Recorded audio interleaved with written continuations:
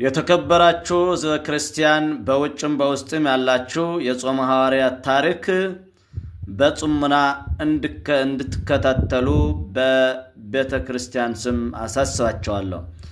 ጾመ ሐዋርያት ክርስቶስ ከሙታን ተለይቶ ከተነሳ በኋላ ቅዱሳን ሐዋርያት ሰማያዊ ተልእኮ ስለተሰማቸው ከአምሳ ቀን በኋላ በበዓለ ጰራቅሊጦስ ማግስት መጾም ጀመሩ።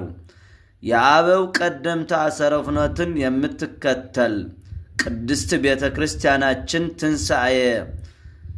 ትንሣኤ በዋለ በአምሳኛው ቀን የጾሙን አዋጅ ለልጆቿ አውጃለች።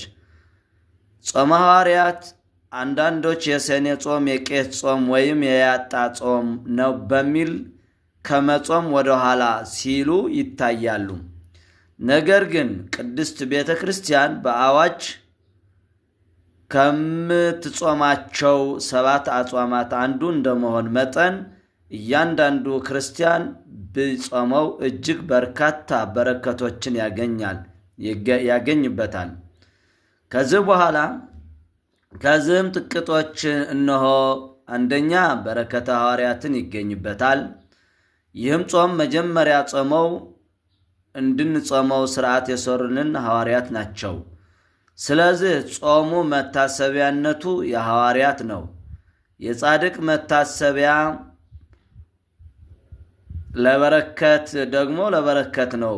ምሳሌ 10:7 እኛም የሰኔ ጾም ብንጾም የሐዋርያትን በረከት እናገኛለን። ሐዋርያት ሥራ 13:1-3 ሐዋርያት ሥራ 14:23 በራሳችንና በሥራችንና በአገልግሎታችን በረከትን እናገኛለን። ሐዋርያት ይህንን ጾም የጾሙት አገልግሎታቸው እንዲከናወንላቸው እንዲባረክላቸው ነው።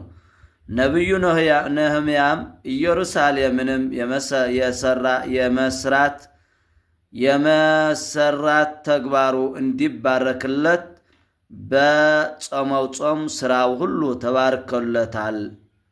ነህምያ 1:4 እኛንም የሰኔ ጾም ብንጾም በዕለት ተግባራችን በረከት እናገኛለን። ዝናበ ምሕረትን ጠለ በረከትም እናገኛለን። የሰኔ ጾም የአገራችን የክረምቱ መግቢያ ላይ የሚጾመው ጾም ነው።